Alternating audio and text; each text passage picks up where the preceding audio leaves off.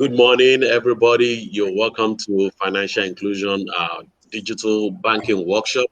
My name is Ajetumobi Olumayowa. I'll be the man behind the scene this morning. Thank you for joining us from wherever you are joining from. I promise you today is going to be a very exciting one. You're going to have to learn a lot from the crop of people we brought together this morning. Feel free to ask your questions. Feel free to join us and comment as much as you can. And I'm pretty sure today is going to be very, very good for each and every one of us. This is one in a series. Others will be coming as along the days as the day goes by, but you can be too sure that we're going to meet your needs. My name still remains Ajetumobi Olumayowa. Without wasting much of time this morning, I'm going to hand over to the anchor of today's program, no other person than a very energetic, intelligent, and very composed human being, a lady, a mother, and a wife, a good professional that I can attest to. Um, she's Faith Ojeku. Faith, Thank you welcome. very much. Thank Faith you. is going to introduce the speakers this morning, and she takes over from here. Thank you, everybody. Thank you. I just want to say thank you to everyone that is joining this webinar today. As he said, my name is Faith Ojeku. I'm going to be the moderator of this webinar today. I'd like to start by just giving a background of what we're talking about, safety and security in digital banking, resolving the security challenge. So this webinar is just to give us insights as to how do we move forward in the digital banking space in terms of security and safety. So it's very, very important that we make this more interactive by bringing in all our questions so that our speakers will help us to respond to most of those questions. And we also would entertain contributions. Just to give you a background, digital banking has revolutionized the financial industries. Customers are now able to transact real time without the need for a physical visit to a financial institution. Increase in digitalization has correlated closely with increase in digital threats, with billions lost annually by financial institutions of the world. The increase in digital connection has led to proliferation of cyber criminals. There's a growing need for cutting-edge cybersecurity. I'd like to start by introducing my speakers today. I want to first of all apologize that our third speaker wasn't able to make it due to some things that was beyond his control, but we have two wonderful speakers right now. I want to start with introducing Mr. Chukuma Nwanze. Mr. Chukuma Nwanze is an experienced board member, transformational leader, versatile, and well-rounded business and financial manager with over 19 years experience in financial control, consumer finance, strategy formulation and planning, business process development, people and performance management, systems and system development and integration. These are all the skills and experiences Mr. Chukuma is bringing on board. Over the last 15 years, Chukuma has operated as the Chief Financial Officer for 6 different organizations, spanning across consumer lending, consulting, oil and gas, and financial technology markets. He currently sits as Executive Director, Finance and Strategy at Credit Direct Limited, Nigerian premier consumer lending finance company. Since joining the company in 2012, Chukuma has helped the firm in consolidating its market share within the industry and strengthened its financial position. Mr. Chukuma, I just want to say thank you for joining us today. Thank you, Faith, and good morning, everyone. Good morning. Now, I'd like to introduce Mr. Adewale Salami. Mr. Adewale Salami, having led several innovations and projects for over 2 decades in the corporate industry across various fields such as information technology, telecoms, banking operations, he's currently the Chief Technology Officer of First Bank Nigeria Limited and subsidiaries for technology design and solution delivery for over 18,000 workforce and more than 70 million customers. That's huge. He was at one time the group head branch banking operation at Access Bank for the Southeast and South-South region. He also worked with Citibank Nigeria. He has led several innovations and projects within the banking and telecoms sector. Adewale holds a first degree in electronics and computer engineering and an MBA from the prestigious Lagos Business School, Pan-African University. He holds several certifications in information technology, process improvements, cloud technologies, automation, and enterprise systems. A member of the Nigerian Computer Society of Nigeria and a yellow belter from IASCC. He's an accomplished leader, a mentor, and process reengineering expert. Mr. Adewale, thank you for joining us today.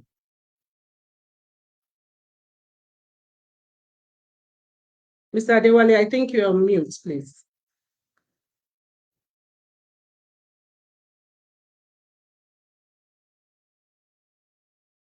Hello, Mr. Adewale.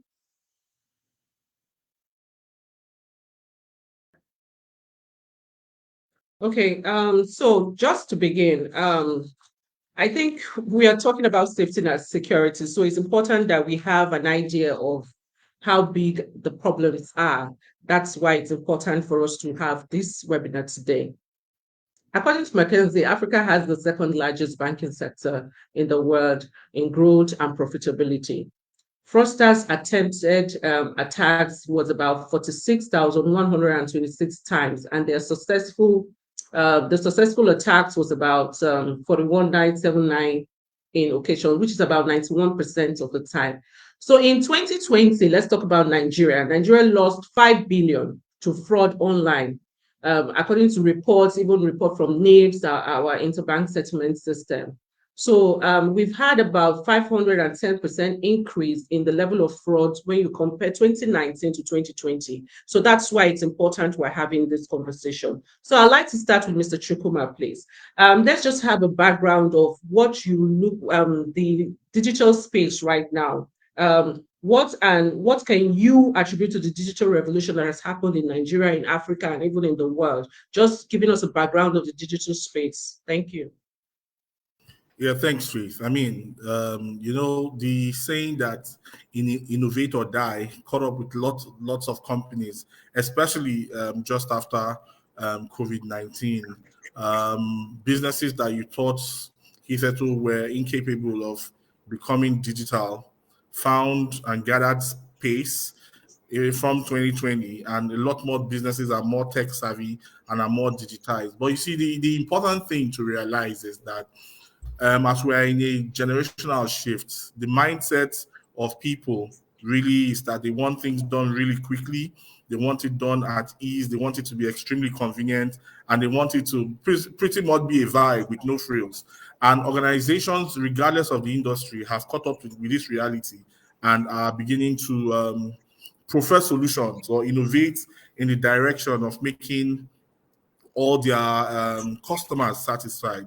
So digitization is here to stay. I reckon in a few years, what we somewhat celebrate as groundbreaking will become commoditized and will become very normal. And then there will be need for us to take it even a step further. If you recall, a decade ago, it looked like the technologies that were prevalent at the time were groundbreaking. Today, they are so commonplace.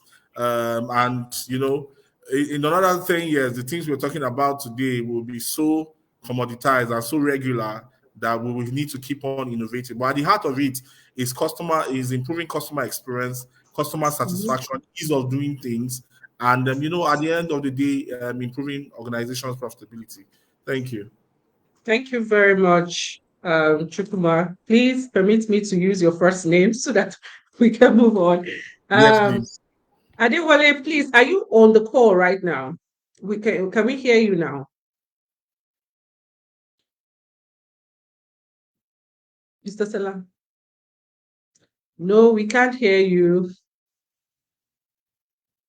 I think you might have to maybe go out of the call and come back in. I don't know.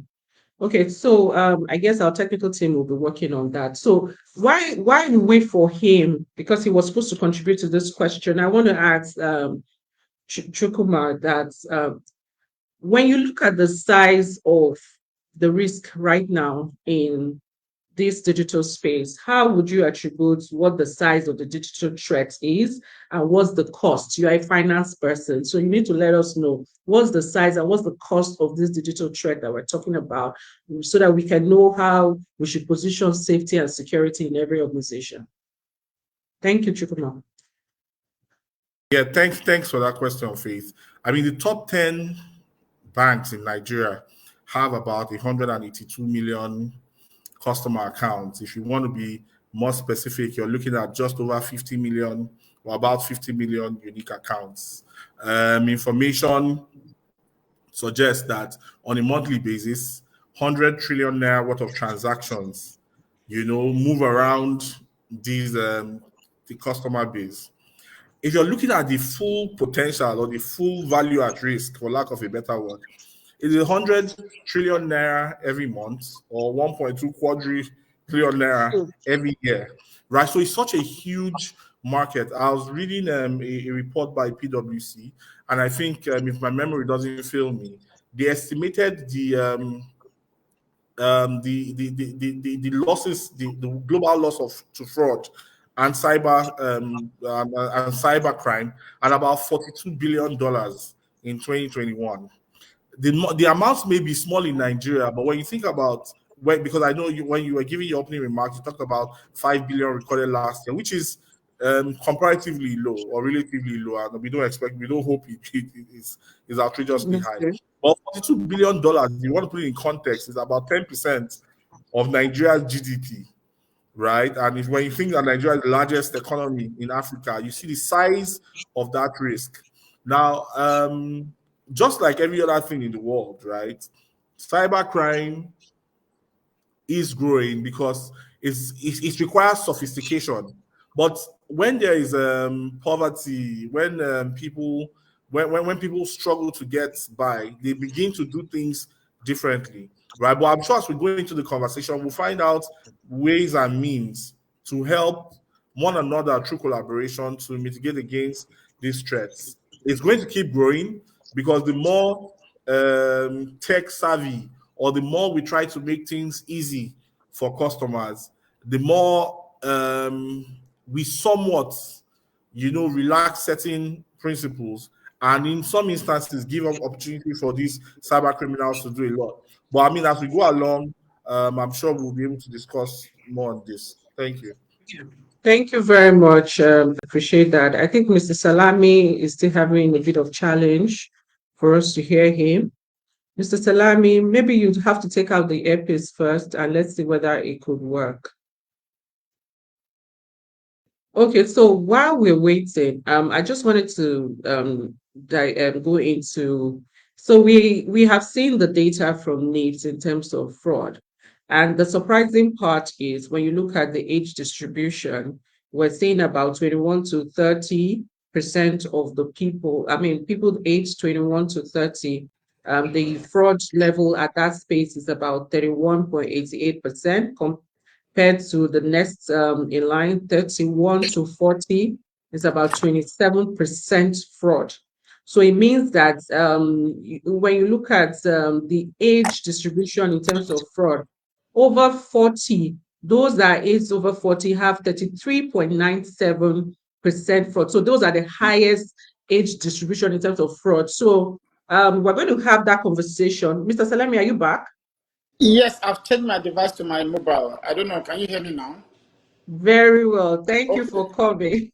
Okay. Joining us now. Yeah. Okay, so I just let's just go back a bit. I was talking about the digital space, just telling us an overview of your own opinion about the digital space, where we are at now, how did we get here, and where we're going to. Let's start with that first. Okay. On the digital space, where we are now, I think we've actually, I won't say we've got to the peak. We are just starting. We are just starting, majorly by two things. One, there's proliferation of mobile phones, mobile handsets, and digital internet that is actually very, very comfortable for the consumers or customers.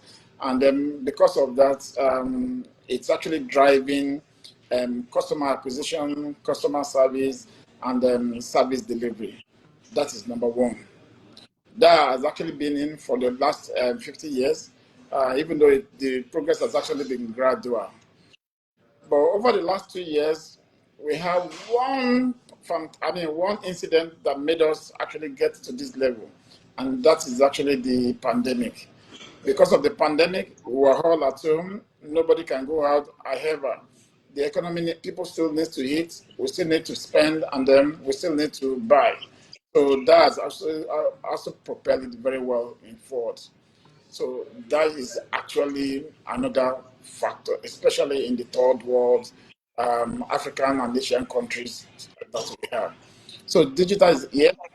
It has woven itself into the business. Digital is now business, and business is also now digital. There's this symbiotic relationship. There's no way one can do without the other. So this is very, very. It has actually comes to stay. There's nothing with any business, serious business, any business that wants to survive. Not any business that will even want to cut up on the competition. Any business that wants to survive must embrace digital, because that's where our customer live and breathe. Thank you. Thank you very much, Mr. Kalami. So, what I wanted to say was, because I'm still coming back to you, and I think Mr. Chukuma would also put a word here. I liked what you said, that business is now digital and digital is now business. So they are all interwoven. There's nothing that is separating it with the way we're going now. So I want to ask, so we're talking about digital banking. What are the associated risks? Everybody here, I think Chukuma and Salabi, you're risk guys too. What are the associated risks with digital banking as we know it now? So you can start, Mr. Adewale. Okay, digital banking, the risk is really quite many. The risk of doing business itself is a risk on itself. But if I really want to break it down, you have an operational risk. Risk something might go wrong, either through an operational error or through your system errors and all those ones. We have a security risk, which is cybersecurity that we're actually talking about, which has now been really expanded because we are fully into that digital environment. We do have, then comes with that one, we now have several risks that either joins or abandon that one. And when you're talking of banking, the credit risk is there, even reputational risk, strategic risk. You've already projected your business model on some certain segment of customers, and which you have actually built your own there. So likely something may go wrong. So there's that strategic risk in there. Reputational risk, something happens, you're gone. Either out of due to your own area, out of due to your own action or actions, something is actually wrong. We have other kind of risk like sovereign risk. You are in Nigeria, things can change it so sudden, abruptly, exchange now, just within 1 week. It has actually gone more than 150 naira on top. So just within 1 week. So these are kind of the risk that is there. It's an external risk that you can deal with. So districts are usually divided into both internal and external risks. And unfortunately, these days, the risk does not only present itself as only one. It can be an interwoven of two or more risks, all of them together, or as a result of fallout of this particular risk that was generated with management. So risk management is a big deal in digital banking, considering that considering the digital nature. So it's a big deal and it represents itself. So that's why all the regulator prescribed that for you to run digital banking, you must have an appropriate risk development. You must take the risk as a business itself, not only the marketing and sales of the product. Thank you. Thank you. Mr. Chukuma, do you have anything to add? I think Diwali has spoken very expanded has expanded a lot on this. I mean, just to hone in on a thing or two.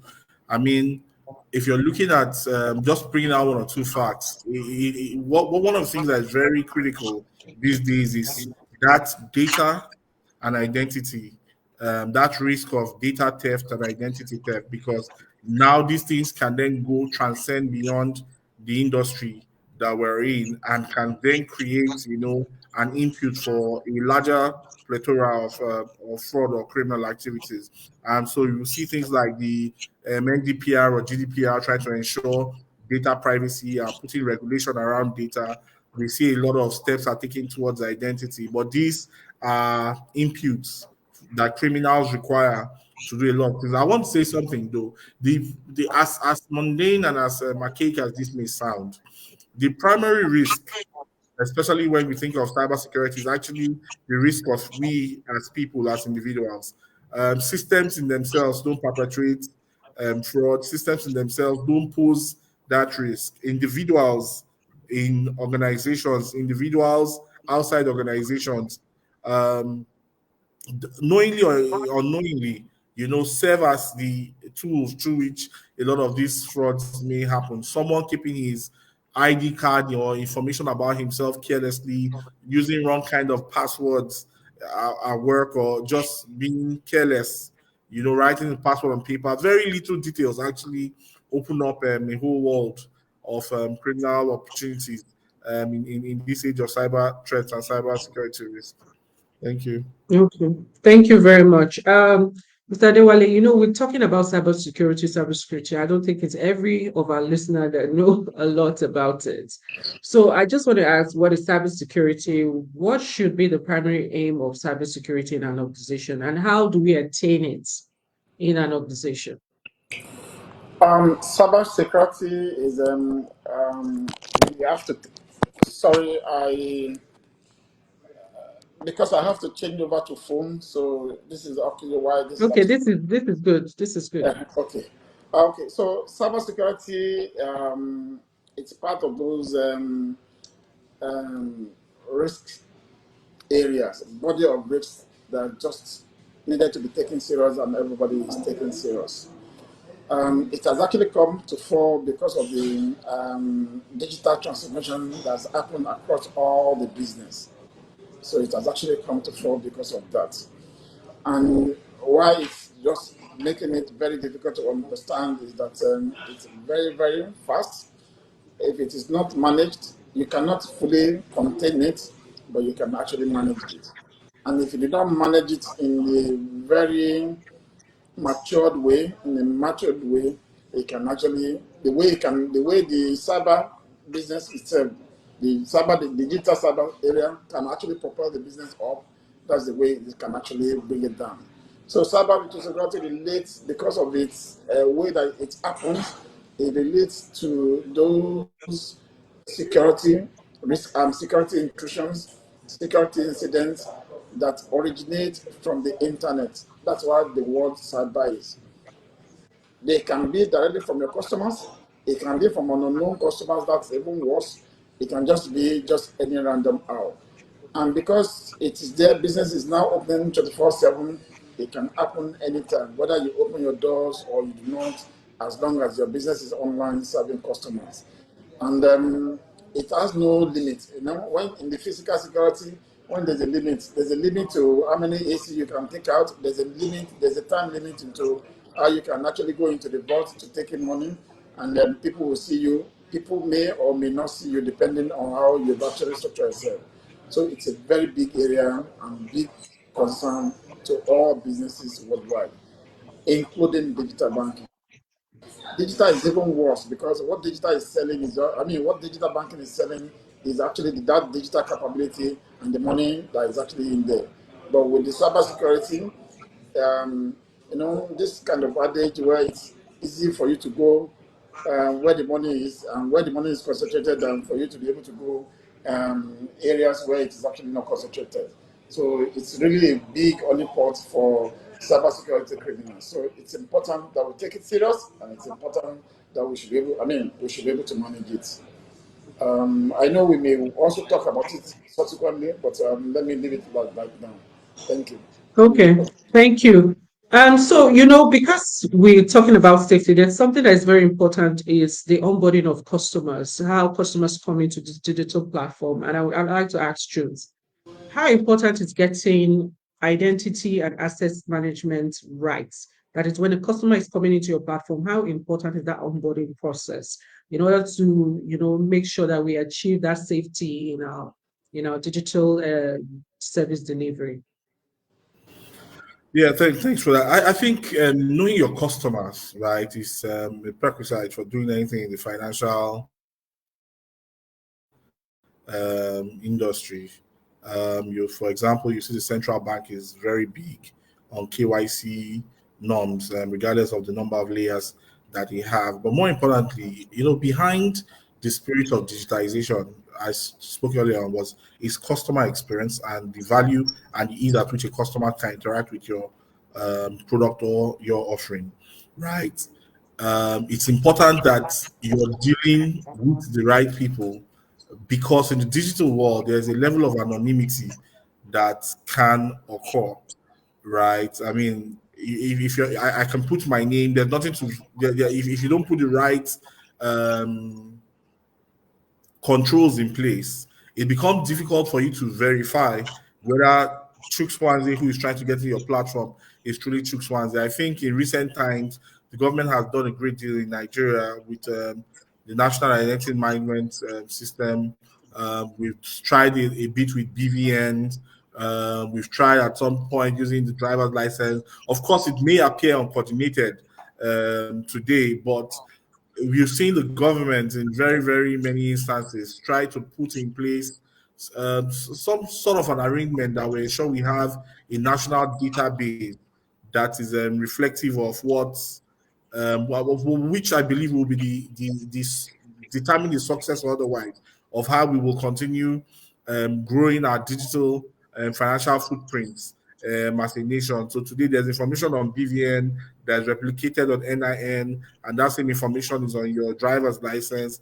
I think at some point in time there must be a national coordination of the data they've received on everyone, and then that is now plugged into some sort of a database that allows for proper identity management. The truth is that for digital financial services to attain its full potentials, then knowing your customer or identifying who you're transacting with becomes key. Again, the emphasis is because of the level of anonymity that can happen in the digital sphere, it somewhat creates an opportunity for fraudsters to steal a genuine person's identity and do a lot of funny stuff with it. So I think it's extremely important, but it will start in this case. Collaboration between government, corporates, and individuals will be required for us to achieve that objective at the end of the day. Thank you. Thank you very much. I like that. So there's something you said. You said we have data points from BVN, NIN, all the third parties. And that's why I want to ask Mr. Adewale this question. How do you ensure the third party service providers are secured? Because we connect with several third party providers as financial institution or banking or digital banking space, especially because you're not digital banks actually have to even connect with commercial banks, kind of. So how important is it that we kind of know the level of security of these third parties, or how do we even ensure that when we're engaging with these third parties, we're actually secured? Yes. Okay, thank you. First of all, as a digital bank or as a bank, I hold my customers full responsibility, full responsibility to secure their transactions. And now to wherever, whoever, and all the both internal, my own internal system and third-party system, I must be sure that those others, all the systems work hand in hand and work together to ensure or to guarantee the security which I've already promised my customers. So third-party risk is a big risk, just as yours, and managing it is also part of the whole overall framework. So there is a framework in place. The regulators, I mean, CBN has also directed framework to manage that third-party risk. And we also do have the standards. We also have the international standards to ensure that even though for the third party operating, I may not be there, I may not know see what they are doing, but I can have a guarantee of what they are doing. First of all, those three areas, those three checks needs to be done. The first check, which is actually me, before I can connect to any third party, I must know that these are the third party, and before I can connect to any third party that is actually giving me data or providing service for me, and or I'm leveraging that service to provide service for my own customer, I must be able to do my own KYB, KYC. I mean, know that particular business very well. That's number one. And when knowing the KYC, you must visit, you must ask for the people behind, you must ask for the sponsors, the kind of business, their reputations, and everything. You just have to do your own KYC on that third party. Second one is that CBN has also specified for all the stakeholders that have to work in this environment, there must be a minimum requirement for them to work. And these are some of the things you check during your KYC. They must be appropriately licensed.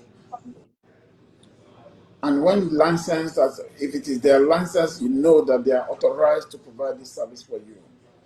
And then they must actually be subject themselves to audit, periodic take-out audit. You can ask for it. You can even conduct your own audit too as part of your own checklist, but you can ask for the audit that they've actually done. And they must also conform to the CBN framework on cybersecurity that has been shared to all banks and all institutions in the whole of the stakeholder in the sector. The third one, which is the international standard, that will actually give me some sort of a comfort in that this third party is actually who they are, and they have the highest standard for me to connect. We have several international standards like the PCDISS, if they're going to be handling card details, that they may actually get themselves on. We have the ISO 27001, and we have all those ones. So these are part of the things that are required, part of the checks that are required to be sure that this third party providing services, or I'm leveraging the service of this third party in serving my customers, are up to the standard, and they'll be able to deliver for me. So these are the checks that you do. Just as we do KYC for our customer that we onboard onto our service for the third party, you even do much more strenuous for that one. And you have to actually back it with a strong SLA. So those are the checks that we do in compliance department as a bank to be able to do it. We don't joke with SLA, we don't joke with the KYC, and we don't joke with the right to audit or the costs, depending on the level of service that they're giving to us. Thank you.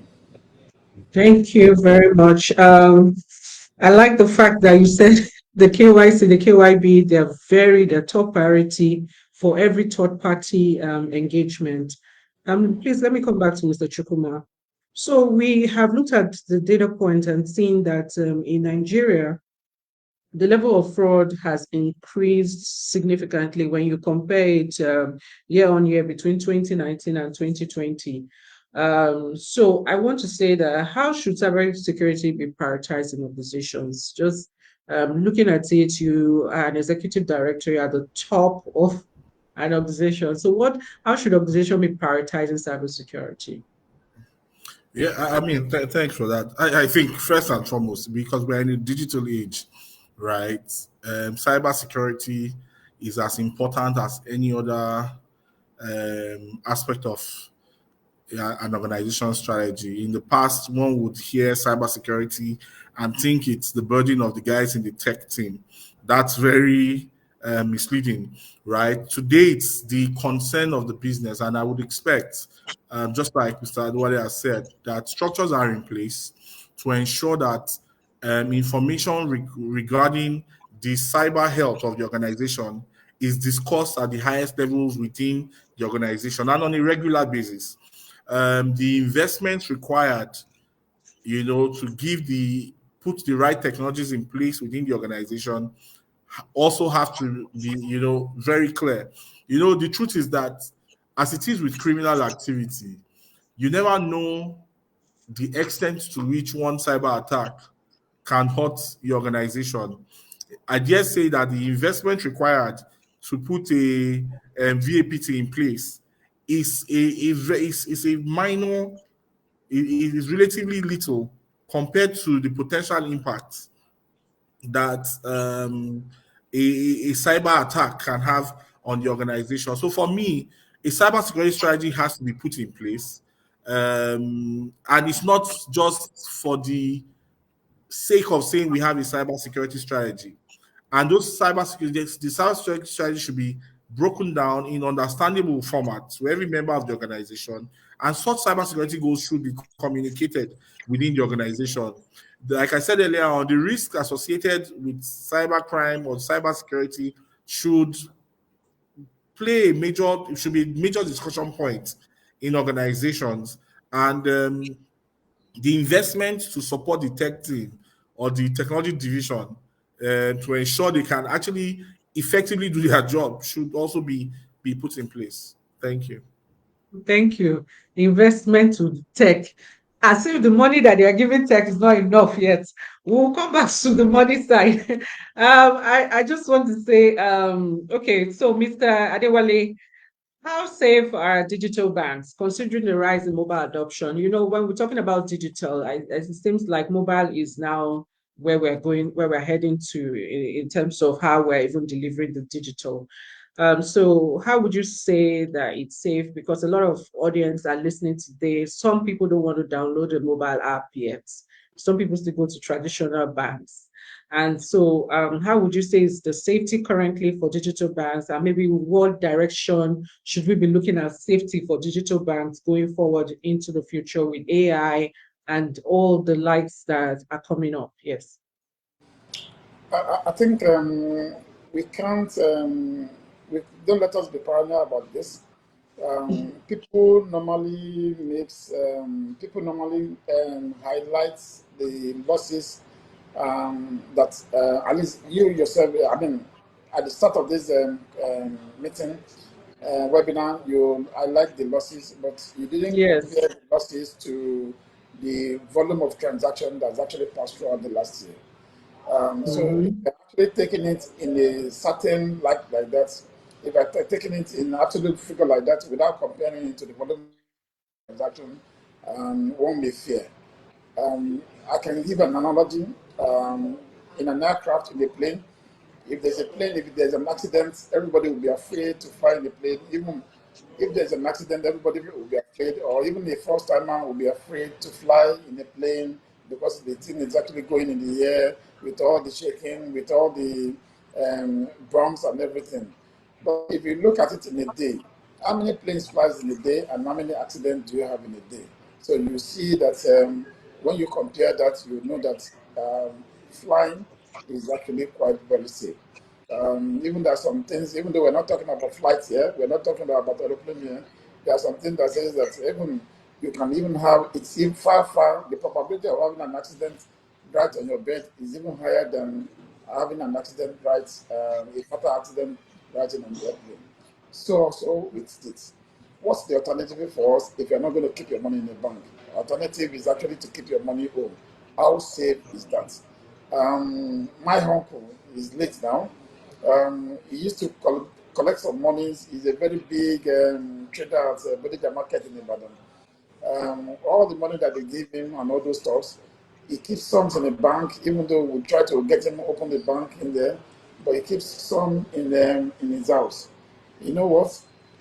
In his own bedroom, under his own bed. After some times, not even up to about 3 months or 4 months, he was looking for something under the bed and he felt some most. When he checked it, all the money has already gone. I mean, they've already been dampened. Water has affected it and all those stuff. In fact, we do not know that he has money. He has to call everybody. I said, come and help me spread the money outside. And I'm talking of this is like 15 years ago or 20 years ago. We are talking of money in the excess of 600,000 naira. After we have spread it, out of the whole of that money, the amount we can salvage, we barely salvage about 10,000 or 20,000. So inside that one. So when you look at the alternative, how safe is the alternative? That's actually the story here. So we have some losses last year. But if you compare that losses to how much it has actually gone into the whole of the financial system, those losses are really significantly small. They are actually less than 0.3 or 0.4% of everything that has gone there. But that does not mean that we will not put focus on it. So it is actually safe. Banking is safe compared to the alternative. We really do not have the alternative. And we have some structures, we have the regulators, we have everybody, stakeholders, industry stakeholders, regulators, police, to make sure that all the transactions being conducted are being conducted in a very safe manner. Would you rather live some area that is highly regulated in a structured environment to a less regulated structured environment? Gone are the gone are the story of the Alajo Shomolu that collected trips and collections for almost 40 years without making any mistake. How many people have we been able to replicate? Would you go back to those ones? If you go back to those ones, definitely you really know that you're on your own. So don't let us put the fear in it. This area is highly regulated. It's being watched by CBN. We have the police, we have the industry stakeholders, we have all the international organizations that are also watching them. But that does not mean that maybe in some one or while in a while you see some sort of incident and will be able to do it. One of those areas in the world, Switzerland, we still see some petty inside Switzerland, or you still see some incursions of organized stuff that will come in there. But all of us agreed that they are really one of the safest countries in the world. So we do have, but we still see those incidents. And then one good thing is that the industry is prepared. The industry is actually highly structured to manage those incidents and bring it as low as possible. So banking is safe. The alternative is actually not.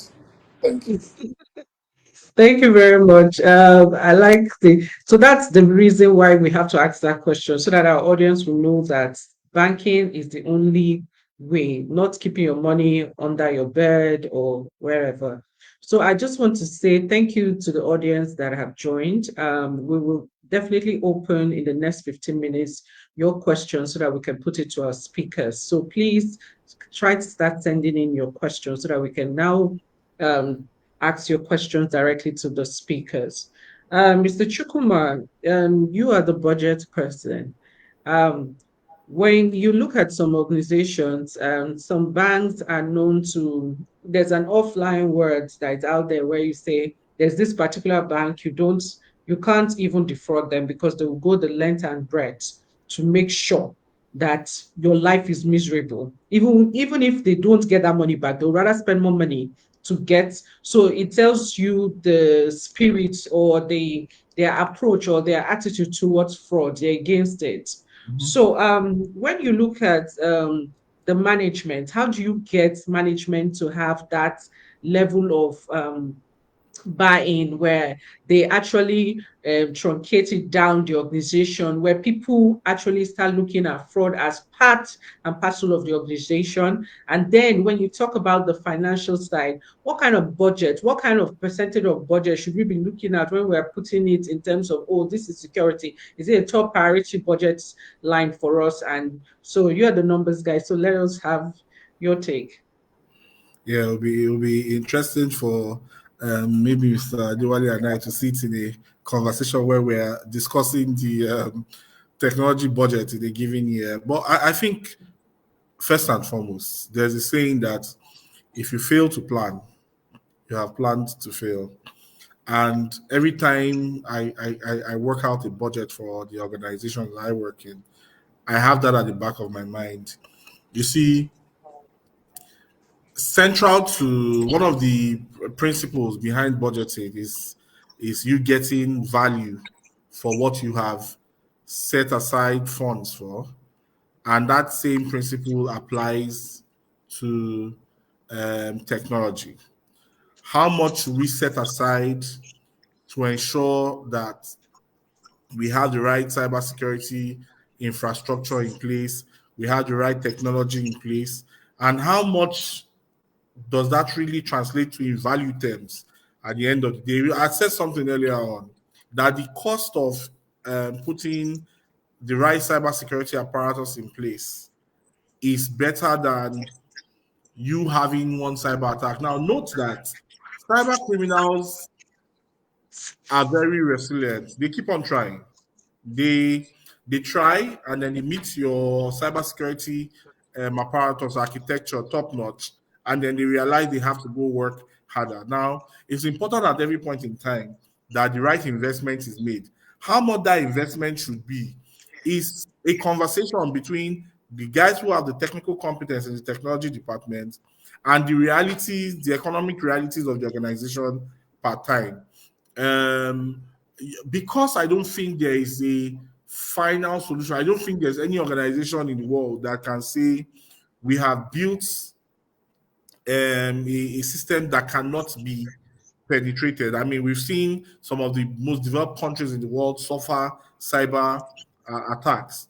But I think there must be a plan that ensures that for the stage and phase an organization finds itself, it is adequately secured. So the kind of investment an Amazon would have, or the kind of budget an Amazon would have, will be different from the kind of cybersecurity budget a credit direct will have. And I think one important thing is, and I believe maybe Mr. Adewale can speak to this later on, is the more organizations collaborate, if I do my part and he does his part and you do your part and the next person does his part, there is the aggregated benefit when we all take those little steps. So for me, the way I would see it is we must make the right investments, but those investments must be such that they give value. In the sake of, in the case of cybercrime, you will think about it as what typically happens in this part of the world, where people have very high fences, is the cost of defense versus the cost of being attacked if you're in an unsecure environment and things like that. But remember that the central bank and the NDIC, through their audits and through their examinations, also check.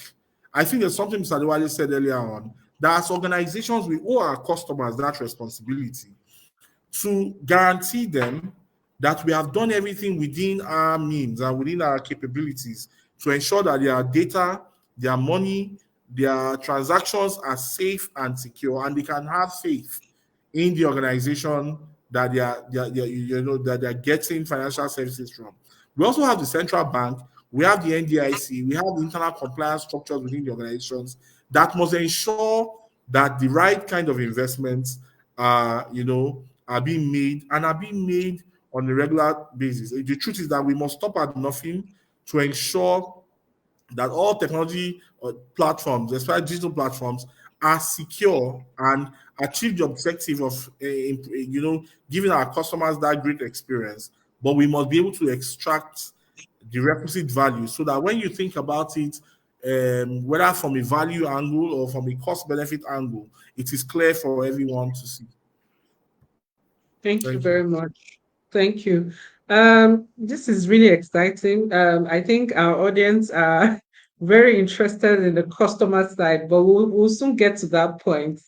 So I just wanted to say I could stay with you, Mr. Chukwuma, and then Mr. Adewale can add up to this. This is a question about who would you say is mostly affected by these cyber crimes?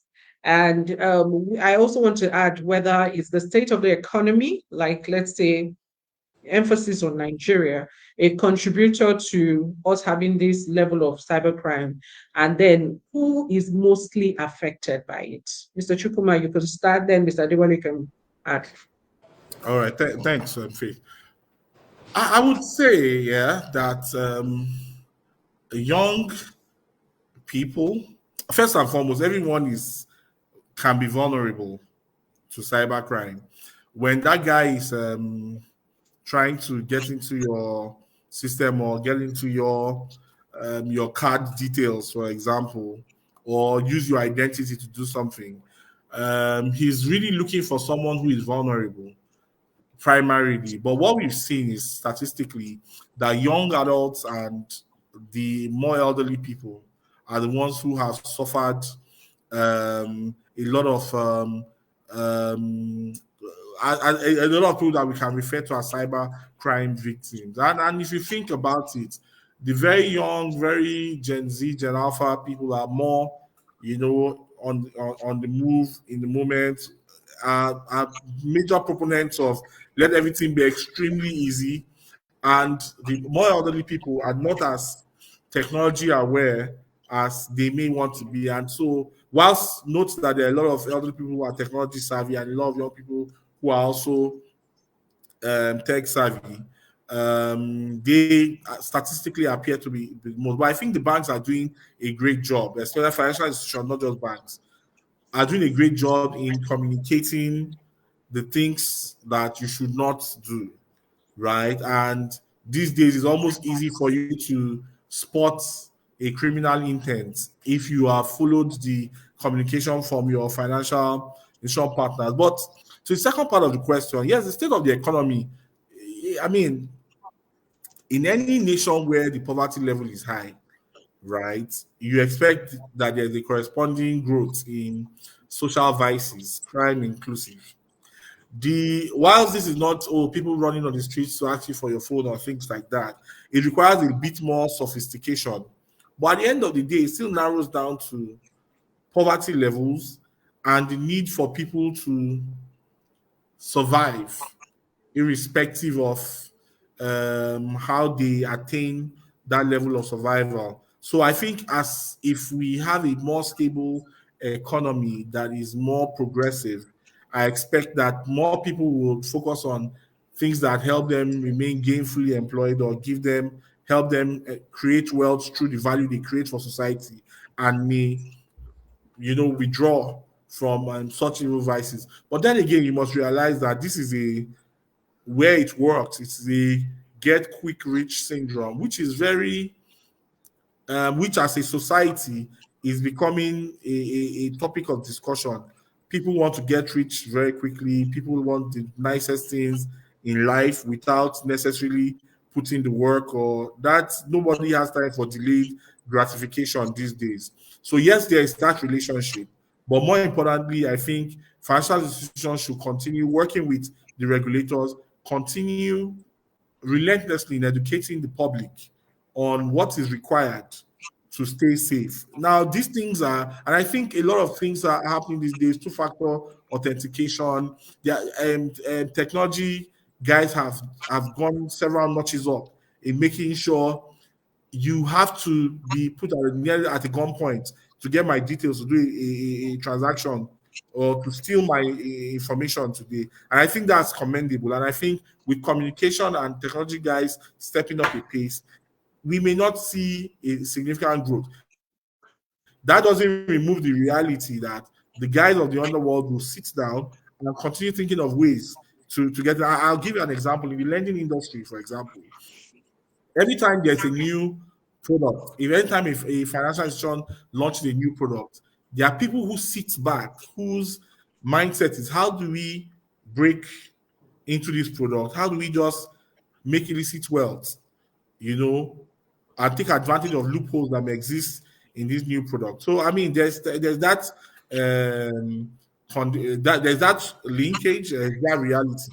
But I think the structures that financial institutions have put in place will ultimately help us stay safe. I mean, I like what Mr. Adewale said. The option is not to put your money under the bed like his late uncle. The option is to ensure that we are making the right investments and we are doing the right things, and we are making sure that we put the right structures in place to make sure that our cybersecurity structures can mitigate any form of attack as the organization progresses. Thank you very much. Thank you. Mr. Adewale, who is mostly affected by this cyber crime? Okay, I think Chukwuma has answered it. We are all vulnerable and we are all affected. Even including the criminal gangs too are also affected in somehow, some way, somehow. From the elderly, the retiree that lost his saving just because somebody sent him a code and said, putting the code in there, to the financial institutions, that's the bank itself, that also lost their own reputations and they actually went out of the business because of that. To the criminal and the criminal gangs too, getting money that he actually does not work for, And whenever he gets that money, what is he going to use it to? Also use it to fund lifestyle of vices, buy something that will kill him quicker, and import cocaine, import guns, and they will do that wrong. To the society that will eventually lost, and also to the whole economy that will actually be that. So we are all vulnerable, we are all affected, and the responsibility to make sure that we put that one in check is actually on all of us. You cannot go to bed in the night and leave your bedroom door open. So you should do the same. That's why the fact that even when you are inside your own house, you are living in an estate. The estate has a security. Security has a mopol in there. Mopol is there. The mopol has the phone number of the police commandant and all those ones. But still, even if you're still within your own estate, you still have to lock your front door. You have to lock your you have to lock your front door. You have to lock your all the other stuff that you needed to do. So it's the same thing. That's how that responsibility in the digital and the physical world turns also into the digital world too. So we're all Thank you. affected. It actually does not good for us. It is an evil that does not. I mean, it's something that actually we're not doing anything for all of them. So it's really, really very important. Very, very important that we all take responsibility for that. So something that we are just allowed have to do. There's nobody that is out of it. The whole society is affected, and then most of this, the whole society is actually affected. That's all. So it's all vulnerable, all affected, and then. But one good thing is that the good news is that we have the government, we have the industry stakeholders, and then we also have the security organization that are doing lots more to make sure that we keep this criminal enterprise at bay, and then so that we can actually have advancement of humanity. Thank you. Okay, thank you very much. So, the questions I'm getting from audience gives an impression that it seems as though the onions or the burden is laid on the customers, because when the fraud happens, it seems like everything is on the customer. Oh, okay, maybe you opened your door and the likes. But I would like to go there very soon. So I want to take an audience question, and I just want to give context first. Julian says, how do customers know right organization protecting their interests? Now, I want to say that in the agency banking space, a lot of point of sale terminals are being sold to agents, and these agents go online, let's say to Facebook, and surprisingly, some fraudsters would have replicated the pages of some established super agent companies, and then these agents are trying to purchase the terminals. Those guys say, oh, pay and all that. And they pay to those people. I think it takes time before they realize that they've been defrauded, and they have to search out the organization and try as much as possible to reach out to the organization and say, oh, we thought we were dealing with you, because the page seems exactly like the regular organization. So how do we start, Mr. Salami, because has to come to you because you are the technology person here.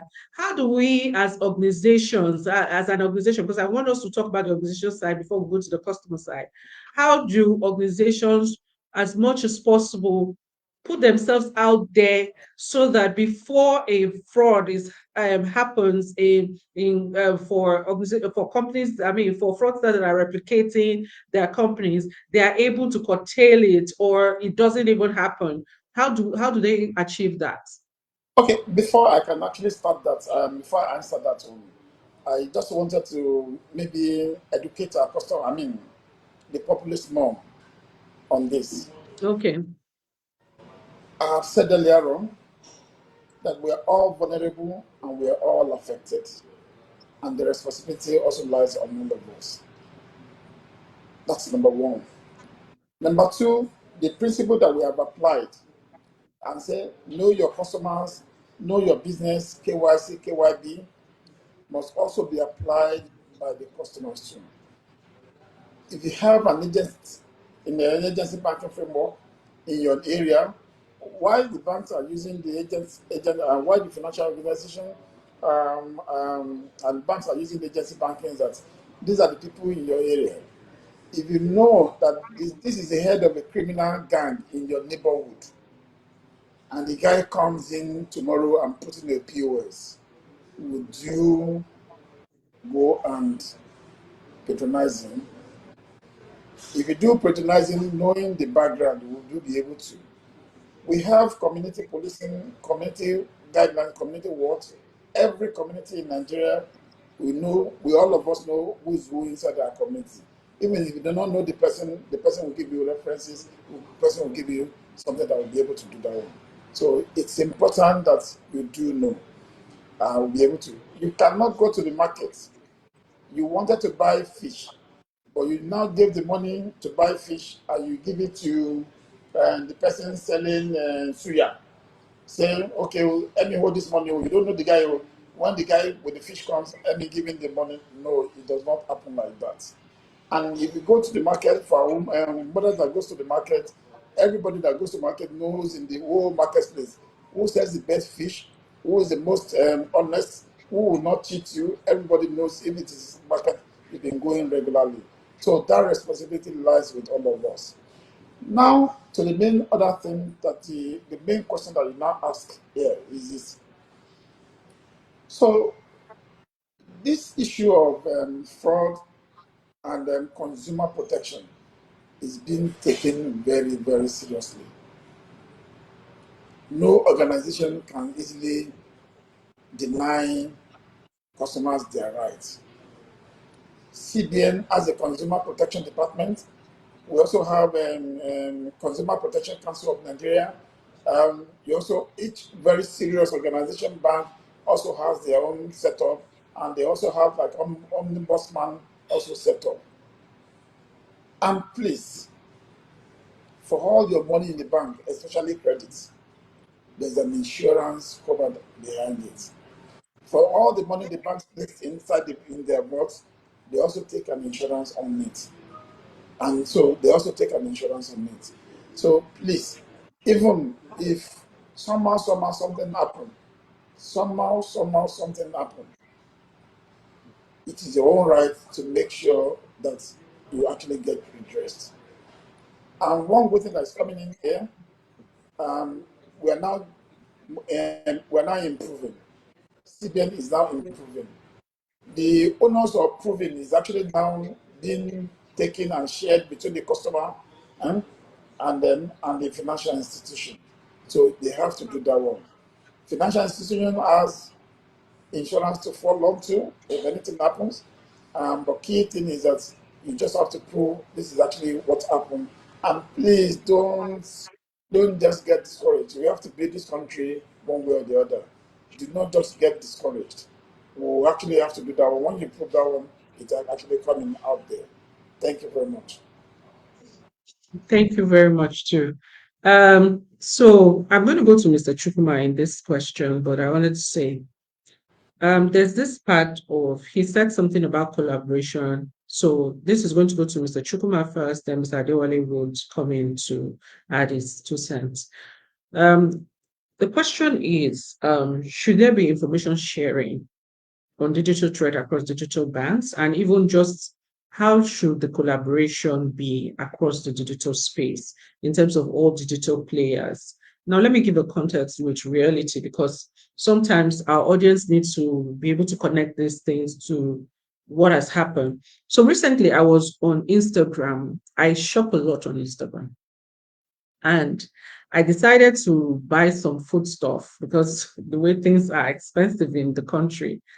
And then I went through different pages, which I normally do, and I saw this page and I decided to purchase through that page.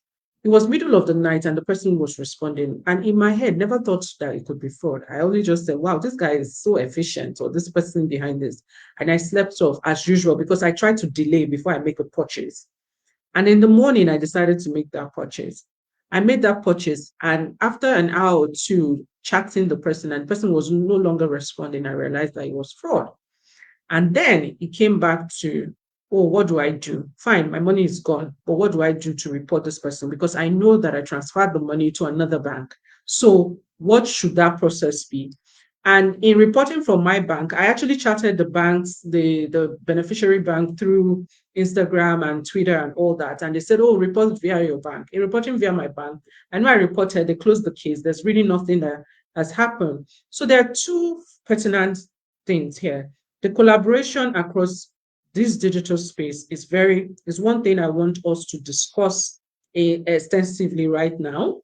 How is it important that there's huge collaboration? And then when this fraud occurs, because that's one of the questions our audience just asked, what are the steps that should happen? Because there's a step of a customer where you say, okay, report. These guys that are committing the fraud are not committing the fraud outside the financial institution. This money still goes to a bank. The question is that what is the bank doing to ensure that, oh, when the money goes to the bank, if it's this account is reported, we place either a lien and we flag the account for fraud or something, because that's the way to actually curb it over time, because we know that there will always be digital threats. But how are the banks ensuring, or the financial institution ensuring, that they even help the customers to certain ways? I might not get my money back, which is not a problem, but there are people that maybe it's just their last 5,000 naira, they made that purchase and it's gone, and they couldn't get the goods that they paid for. And this person is operating a bank account in the same in the same digital space. So I'll start with you, Mr. Chukuma. We'll talk about collaboration, then we go into how the reporting should happen and what the financial institution can do. Oh, okay. Thanks for that question, Faith. I'll be honest with you. It's not one that has an easy answer. Recall, you have to agree with me that there's that fine line that we all hope can happen between collaboration and competition, right? Yes.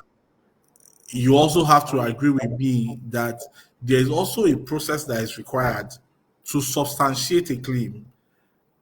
Now, you've given an example. For all you know, the guy at the other end may suggest that some of those things are not as transpired. So, for proper adjudication, one has to hear from the two sides of the story. Now, as simple as that may sound, when you think that there are over 55 million or over 50 million customers in the banking sector, you then start thinking of the size of the operation, the structure to make that as seamless as we all want it to be. And in fairness to financial institutions, you would realize that it's not as bad as it was many years ago. Now they have dedicated desks, dedicated customer service or help desks that make an attempt. Would all cases have been solved? No. But has that number been the resolution brought? Has it been on the increase? The answer is yes. Each and every one of us may have been on the other end of being unable to solve a situation like you described, but it doesn't in any way suggest that there are people who get absolutely no resolution. So for me, I think those structures that have been put in place by the banks should be strengthened. Collaboration should be thought of in a different light and not necessarily as competition. Because at the end of the day, my thinking is that if we do not provide a common front for all the users of financial services in Nigeria, if the customer experience that digitization is meant to bring is not felt, then we may be going back to the Stone Ages. I know, for example, in this financial subsector where I play, there's a heightened level of collaboration when it comes to dealing with customers who seek loans. But when you think about some of the things that have been put in place in the last few years, for example, for loans, we now have a credit bureau where defaulters can be reported. The central bank actually insists that every financial institution is signed up to at least 2 credit bureaus. When you think about even within banks, there's a lot of data sharing. When you think about these initiatives around ensuring that people who are defaulting, you can collaborate with banks. Now, where that level of regulatory intervention may now have to be put in place or strengthened. Now, I think the consumer protection team at the central bank, just like Mr. Adewale alluded to, is now being empowered to do a lot more. Are we there yet? Absolutely not. Are there structures in place to make sure we get there in the future? Yes. Is there the will to ensure we resourced adequately to ensure that that the required speed to resolve this kind of issues is achieved? I'm not very certain about that now, but it's not. We're definitely taking it a step at a time. Are we blitzscaling it? No, but is nothing being done about it? No, something is being done, but maybe the pace at which this is the pace at which we want it to grow out is not being achieved yet. So, but from a collaborative standpoint, my only say we need to see collaboration in a completely different light as from competition. Yes, I want to have the biggest market share, but things that are commonplace. I think there are also steps, also anchored by the central bank, to ensure that where necessary, collaboration happens within financial institutions. But yes, again, sorry these things happen. Can they be totally wiped out? Maybe not. Can we see improvement in this area? Absolutely, yes. Thank you very much. Mr. Adewale. Okay, Faith, that case that you stated, let me just quickly give you an update on that. The man operates online markets. In fact, he sold a goat for my friend 28,000 naira, and that goat is actually it never delivered. Another person he sold crocodile meat, 20,000 naira, it wasn't delivered. So no, I mean this is actually on the intern, and I will tell you, two of these bank accounts has actually been freezed because lots of people complain, and the MDs or the bankers for those bank accounts, they actually saw we're getting lots more complaints, and then they freeze the accounts. But it's a just as Chukma said, we are improving, but there's a Okay. lot of legal hurdles we have to fight. I mean, there's still a lot of legal hurdles we have to do that, we have to we have to overcome. Who determines this one is a fraud? Is it the customer that is reporting that is a fraud, or the bank, or the law courts? So it's actually the courts that actually determine that actually this one is that. We all know how the legal framework is in Nigeria and how slow it is. Even if you call a bank and said, yes, this is the same bank I'm banking with, you have launched this complaint, more people are launching the complaint, and we've actually done it. What would you do? Even if you place the amount on hold, that's because that's the first thing to do. Just call your bank. Just call your bank will call the other bank. If the account is actually where your bank is, it's actually even better. If the account is in another bank, who just call your bank will actually call the other bank and say, we suspect a fraudulent transaction, please place a hold on it. So that's actually one. But the challenge here is that the time of when the incident happened to when the actual action is actually taken takes a long time. And in the digital world,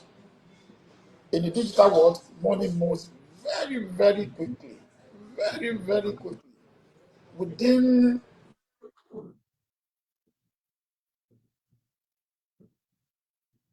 it moves very, very quickly. Within Split second. 24 hours, within seconds, they can actually move 100 million out, and they will catch control. It's something that actually moves in very well. So that's actually what we do.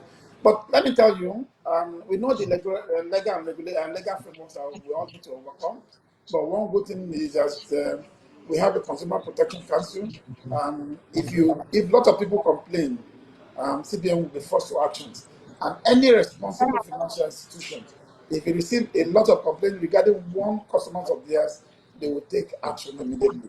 Anyone, all of them will be able to do. In addition, we are actually doing something much more now. All of us, because these customers are ours, and we have responsibility to protect them. Um, these customers are ours, we have responsibility to protect them. The financial institution itself, the digital banks itself, they have some sort of a working group among themselves to see how they can quickly share information in addition to the information sharing mechanism that we have. For now, at the NIPS, we have BVN blacklist.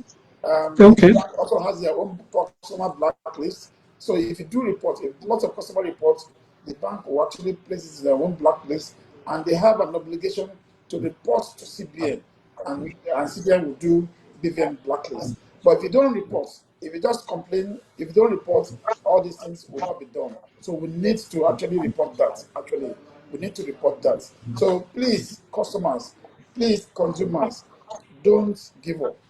We have to force this change, and it's a change that we have to force.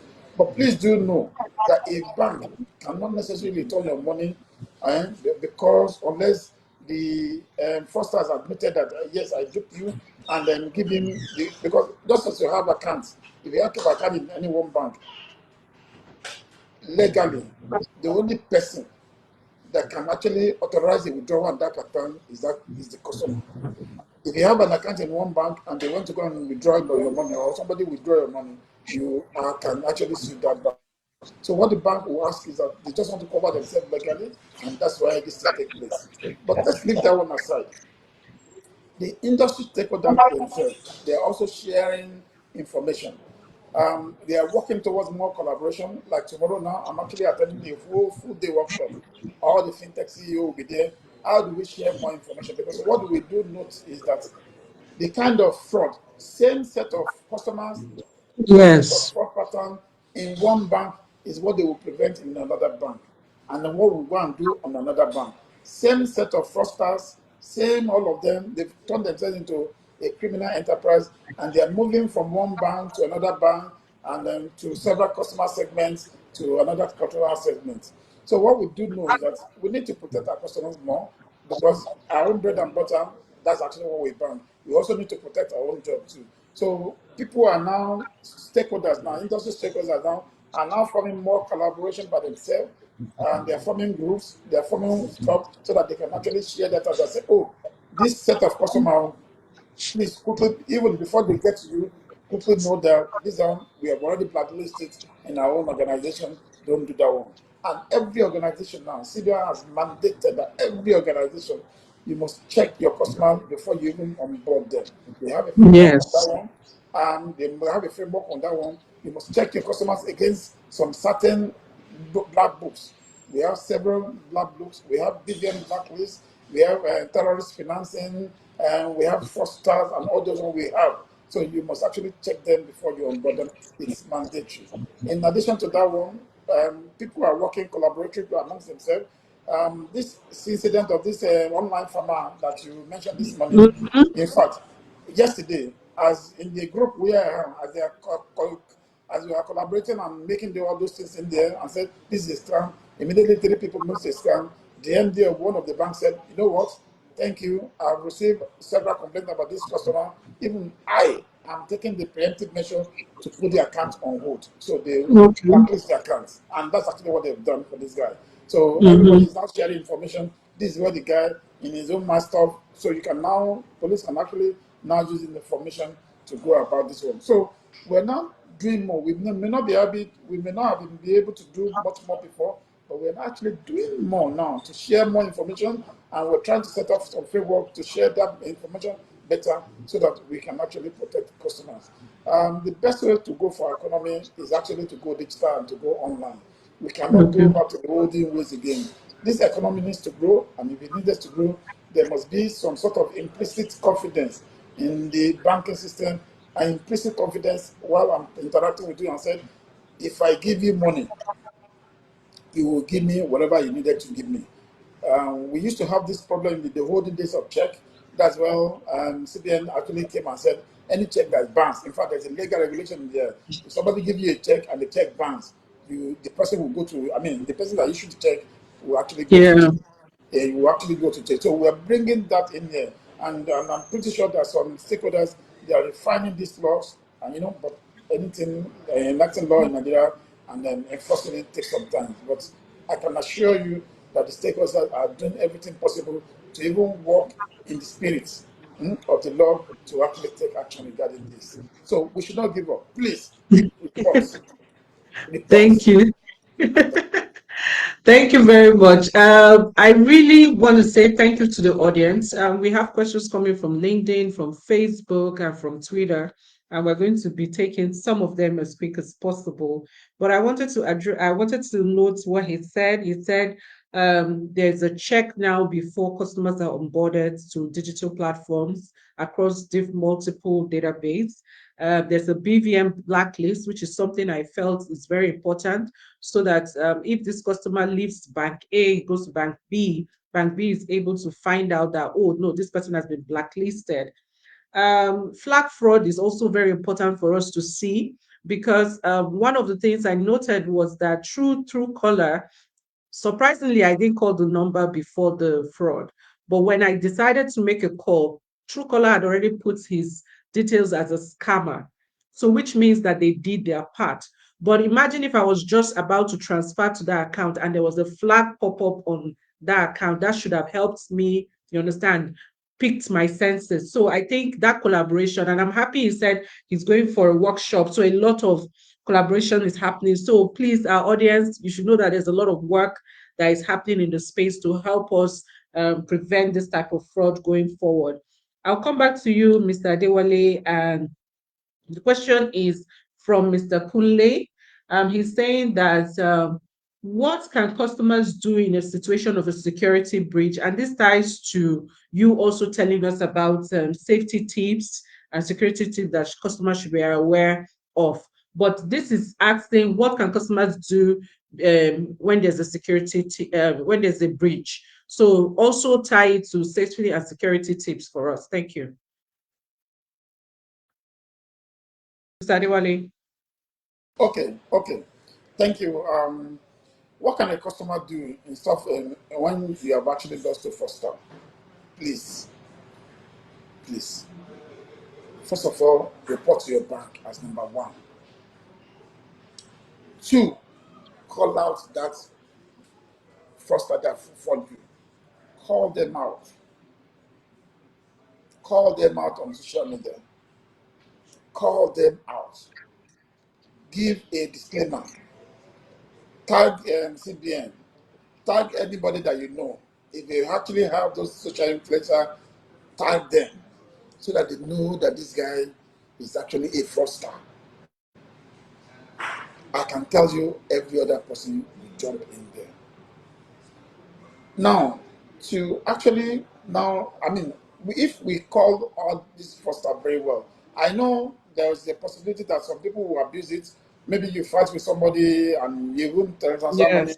You fight with somebody and then you now start calling the person out. But somehow along the way, will take the shaft from the original stuff. No, even if you try to don't get them, the whole of the netizen will actually descend back on you too, so that you know that you will descend back on you. But first of all, for the financial, report to your bank. And reporting to your bank does not necessarily mean that you have to walk to the bank branch to do that one. Even if it happens in the midnight, call them on their contact center. Every bank has a fraud desk. If the fraudster is within you also banks within your bank, better. They can immediately place it on hold. If it banks with another bank, your bank will have to send message to the other bank to say, I have got a complaint on this customer. And you know what? Fraudster does not only target one person, they target multi people. If multi people report this particular guy, the fraudster bank will be forced to place that account on hold. And then they will now work out how we'll be able to transfer. But if it's just one incident, they will still try and investigate further and see whether maybe it's a false call or genuine call or false call. So that's the first thing that you needed to do. Call. Have the phone number, the contact center number of your bank, have it on your phone. They have WhatsApp, they have phone call, and they will pick up the call any time of the day. That's the first one. Let us get it recorded, and before we can actually push your money. It is your money. You have the right to get it back. They will look for this guy. Police will look for this guy. The one, if he has actually taken the money out of his account, then it's very difficult.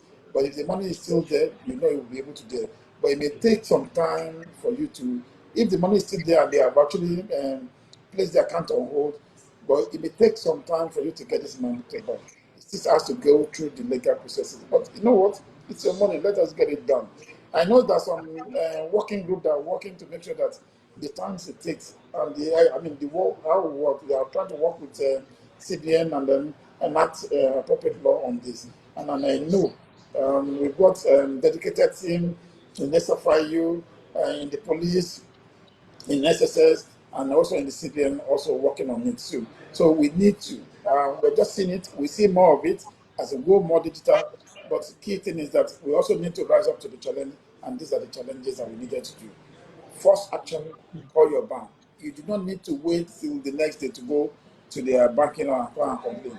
Call them on their phone contact number. They will take it immediately and they will log it. That thing is the first action that you need to take. Thank you.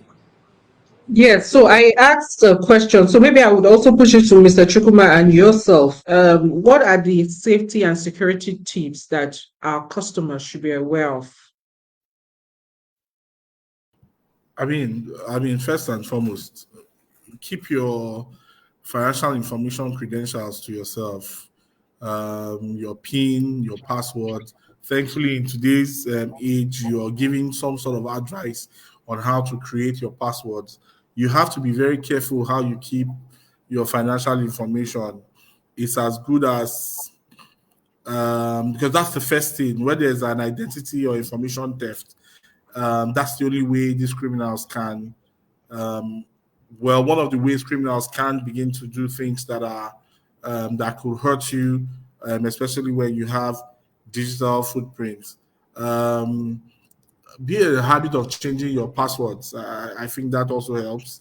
Don't use the same passwords. Don't have a very disciplined password culture. But I think what's important is you also have to have faith in the system. You have to trust your financial institutions. You have to trust that the banks and the structures that are in place, whether from a regulatory standpoint or other stakeholders, can protect you. But you see, the thing with cybercrime starts with an individual. Individuals that are close to you, individuals that, I'm not saying you should be paranoid, but don't go around writing your PIN, your banking details. And just like Mr. Awale had said, always report these things. The way we can build the ecosystem, build it up, is by having more use cases that are reported, and then the financial institutions will strengthen. Financial institutions are not reactive, they are very proactive. But when you report a case, it helps put that data in very fine form, and then it helps bring up solutions that would save you for a future occurrence, or more importantly, save someone else who hasn't fallen in that trap. I think the communication from banks, SMSs are sent, emails are sent regularly, information is put on traditional and social media. Don't take it for granted. Don't take it for granted. These guys are getting smarter. Some of them are still using very archaic means that you would know outrightly that is a fraud. But we have very intelligent people who are behind these criminal organizations who also do a lot of research themselves on how to get more specific to you. So you have to be guarded. Don't be in a hurry to consummate a transaction. Make sure you're not leaving things open on your systems. Make sure you're not, giving out your password or sending people to say, "Oh, help me do this," because cyber crime or cyber fraud happens when there is a breakdown, especially with your information, and you only need one individual with a malicious intent to hurt you. Thank you. Thank you. I think Mr. Adewale will still come back to that question, but I just wanted to put out so the areas that we get fraud for consumers, for customers, because we're talking about at this sector, we're just trying to approach more from the customer side. There's the part of social engineering. There's lack of two-factor authentication in terms of priority lists, fake assistance, PIN compromise, robbery, card or phone theft, missing or lost card, internal collusion, fake instruction, cash deposit suppression, and others. So at the top of the list in terms of where the frauds are coming in from is social engineering and lack of two-factor authentication. So I guess maybe that's what happened to me. Mr. Adewale, can you add to what tips should customers, safety and security tips should customers be aware of? Okay, thank you very Especially much. for the social space, yes, the digital space, online, real Okay, time. let me, before I go to the online, let me just add a little bit more to what Chukuma said. Um, People are targeting your savings, they are targeting your account. We have some criminal minds, they form themselves criminal one. But they know the economy is bad. They know you need money. And they know you need money. So they will try to lure you with free offers. The video is giving free the video is giving freebies. Or federal government is giving freebies, call me to come and do it and send information to your name. If you're not expecting any money, please just ignore it. Just ignore it. If you're not expecting any money, just ignore all those freebies. They are using social engineering tactics for all this. And this is very important. They use it to come and get you and for you to actually make you to part with your money in the bank. And if, unfortunately, if there's an unfortunate incident and you do part money to them, just report it immediately. Don't even wait to go to their call. It's important you have your bank phone number and contact center in your call so that you can actually call them. That's number one. Now, let me now go to the social media space. We can't afford to not know. I mentioned as something earlier on, I said, know the person you are dealing with. Somebody will ask you and say, oh, how will I know the person now? The guy is selling on the guy is selling on Instagram. How will I know now? Yeah. I've not seen the person here. How will I know? But all this Instagram, before you buy, all of them put some comments. There are some comments. There are some ratings that you can actually get. There are some comments and ratings that you can actually get in there. Please, when you get to all those ones, go there, read the rating, see how genuine the guy is. You see people that will come and listen there.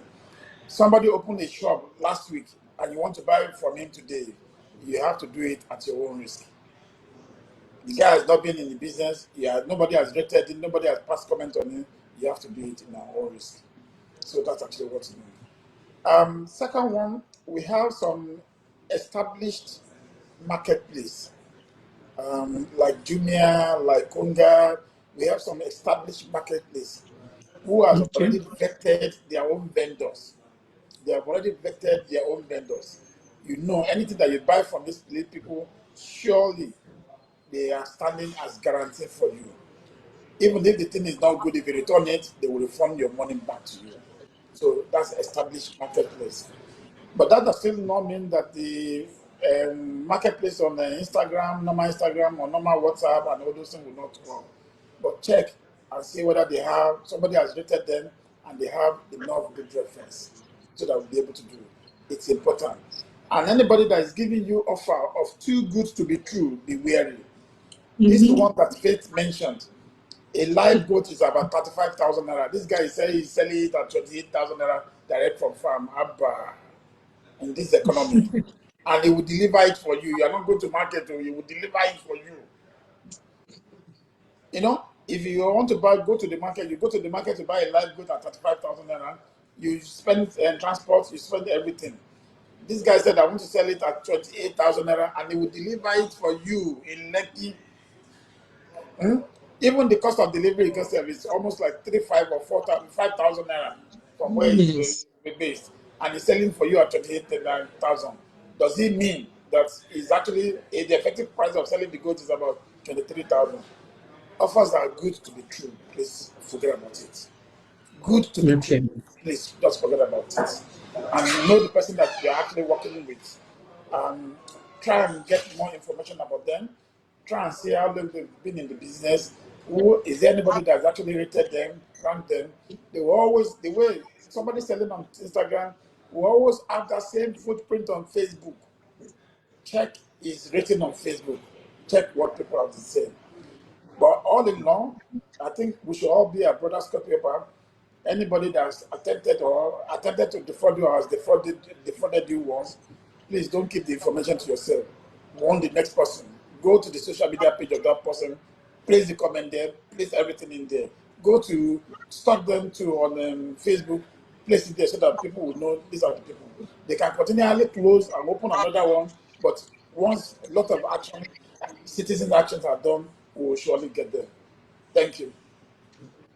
Okay, so I just got a question, and I think it's very important because of the time we have. Let me just quickly read out. Mr. Chukuma will put in his word, and Mr. Salami can actually also respond to this question. The question says, who bears the charges of tracking these fraudsters? Many banks are negligent in helping clients through this process. So who bears it? Mr. Chukuma. Yeah, I think, yeah, thanks. I think it's two ways to look at it. Proactively, banks have made the investments to ensure that doesn't happen. Secondly, it's a very, very difficult situation. And I think I spoke on this earlier on, and I think Mr. Diwali also mentioned this. It becomes for lack of a better word, we now need to think of a case where we have to identify where the truth is, right? Nobody is saying the customer is wrong. But before I can say to you, though, I want to take money from the other person, I must give him there's that burden of proof that he must also show, or unless he comes out outrightly and says, yes, I defrauded Faith or I defrauded Adewale, it becomes a case of going back and forth, right? But the first step is for you to put in that claim for the banking process, or the process that has been put in place for resolution of these issues to follow through. Now, what I know has happened in the past is that people think that timeline is too long. Those are areas for improvement. But in terms of the charges, the truth is, if we cannot, it's difficult for banks to take money from somebody else's account unless there is a process.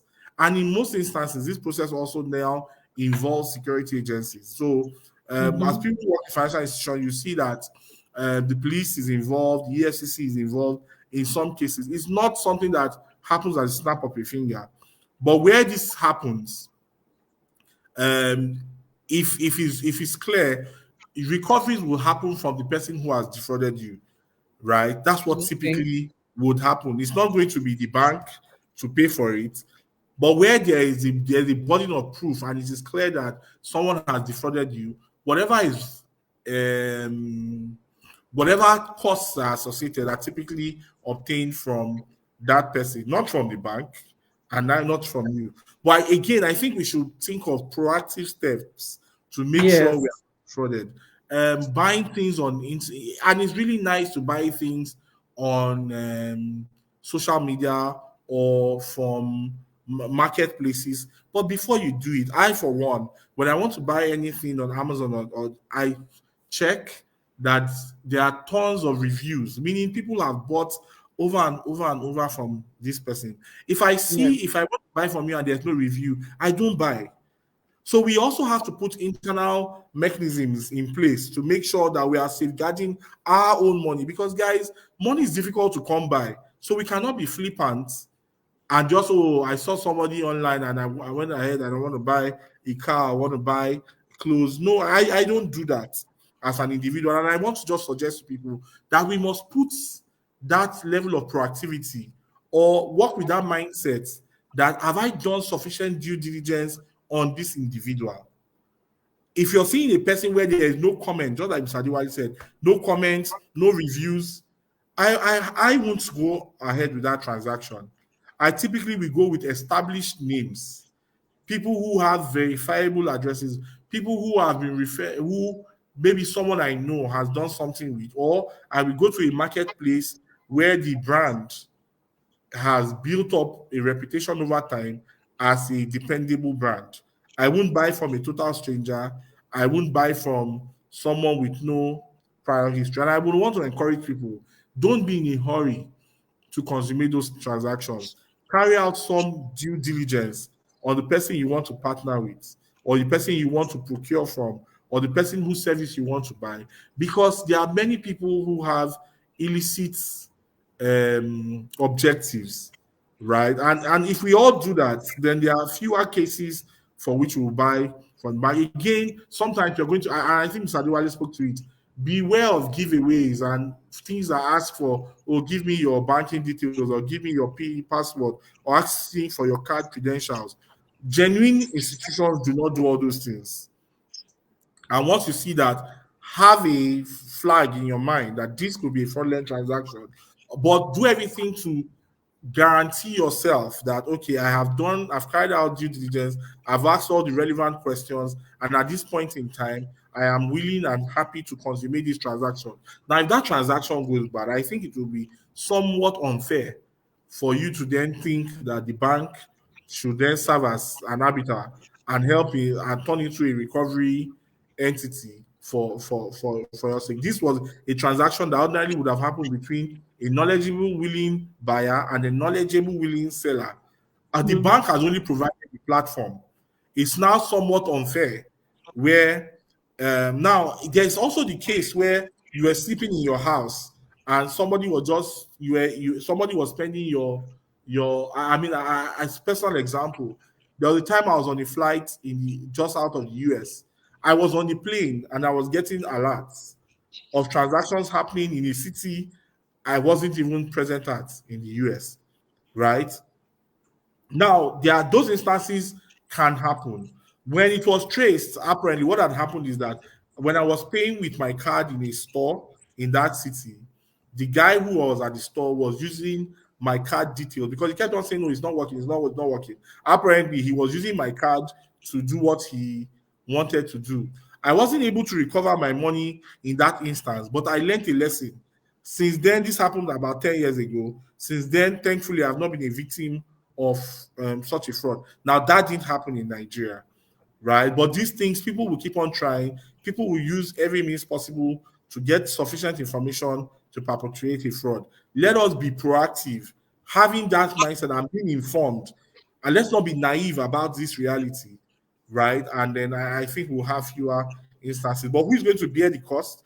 If at the end of the day, the culprit is found out, especially on social media front, yes. But I know banks have put in place structures to assist customers in making sure these frauds don't happen. And where there is a case, report it, and the bank will go through the length and breadth of what is within its own corporate structures to help its customers. Thank you. Thank you. So we just have like 12 minutes. So I would ask Mr. Adewale, this is a quick question that you maybe have to run through. Put into questions the one. He said, do we have an industry standard in terms of security measures for the digital space?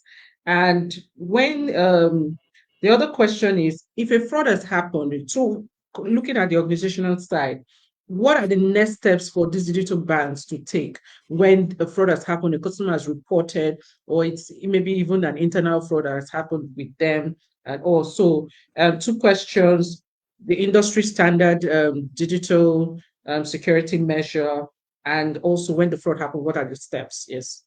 Thank you very much. Faith, please permit me again just to emphasize on Chukwuma. If the bank, on Chukwuma's response, if the bank is liable, they have to pay. Okay. If the bank is liable through a weakness or culpable through a weakness of their system, inadequate controls, they have to pay. And please, consumer, if you report and you're sure that the bank is liable, but they are deliberately you, just copy CBN and their consumer protection desk. They will force the bank to pay. Don't give up. Don't give up. don't give up. Okay, coming back to my question. We have several standards that ensures security in cyberspace all over. There's there are international standards. We have the PCI DSS that will ensure that once you they have this PCI DSS that ensures that if you're handling card details, card data, this is actually what you must comply with. Every financial institution handling card details and card data, they will have to have that. Even CBN audits that annually. We have the ISO 27001. If you are storing or if you are processing, if you have a data center and you are processing information, so that to be sure that your systems and controls are strong enough to process customers' transactions. We have that. If you are dealing with customer data, we have the GPDR and NPDR. So these are the international organizations we have that one. But let's come home specifically to digital banking stuff. We have the CBN Cybersecurity Framework, which effectively went live in 2019. That one specifies the kind of governance that you have to have, the kind of system you have to have, the minimum standard of the system, the process that you have to go through, and if there are faults or related cybersecurity incidents, what you have to go through. We have that. That one is even very descriptive, and they will be able to. That was the one that said, "Oh, you should have a CISO. This matter of fraud must be at the level. Cybersecurity must be at the board level. It must be discussed, and there are some things that you needed to be discussing there." So we have those standards, and those standards are quite clear on it. So for any financial institution, they have to come abide by it, and it is part of those things that are being audited by CBN.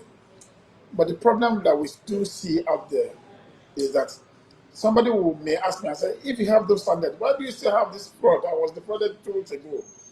The problem we do see there is that we have some unlicensed operators working out there, and unfortunately, people still patronize them.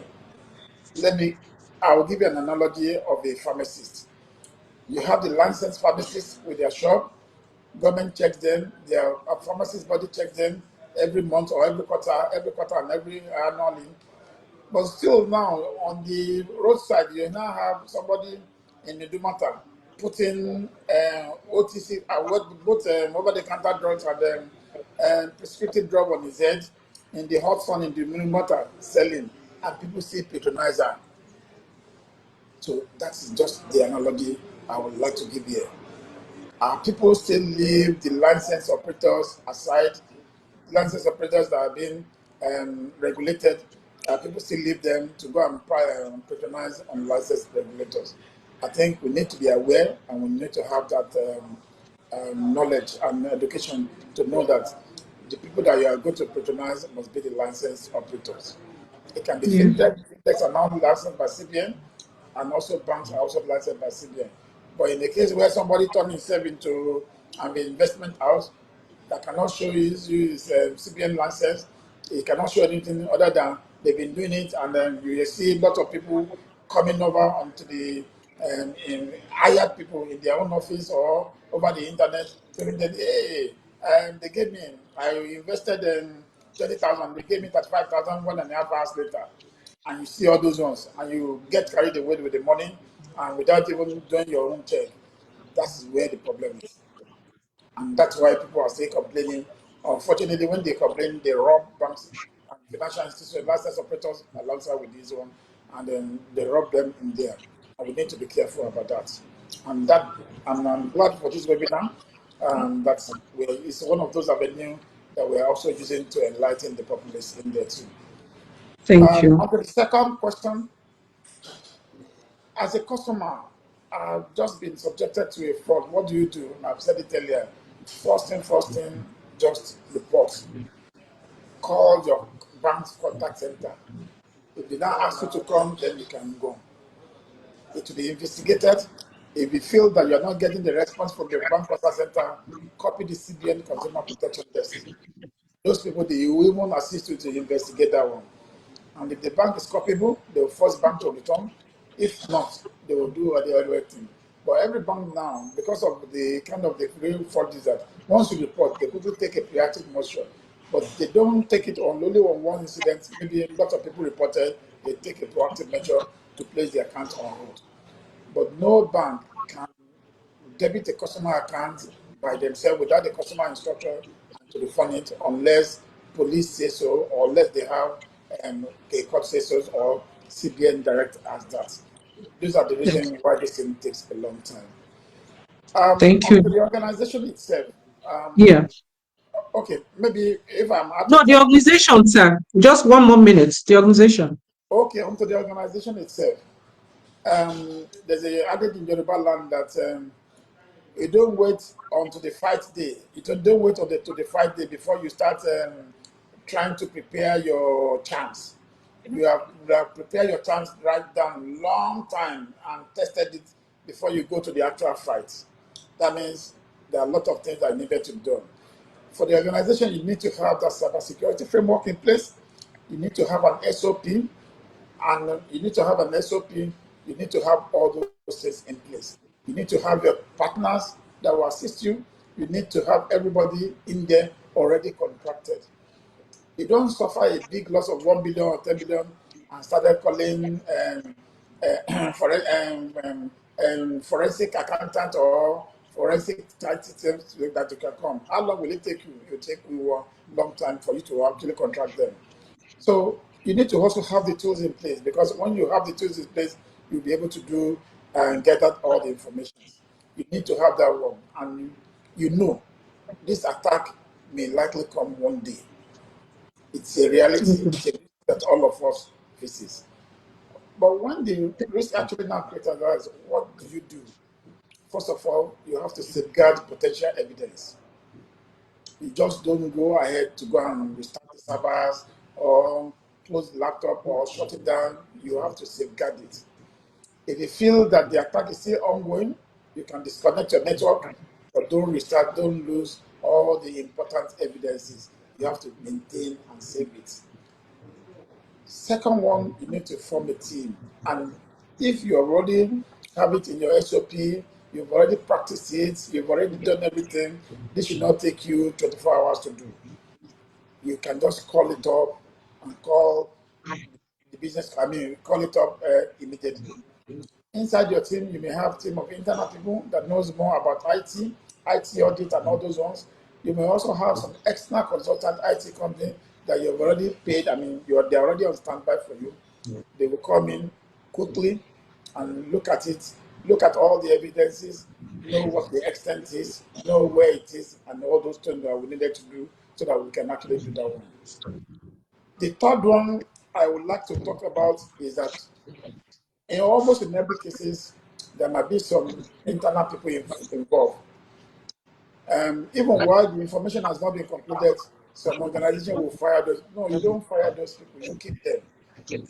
You have to keep them because you need them to as a witness in the law court, or in case you may also need to also prosecute them.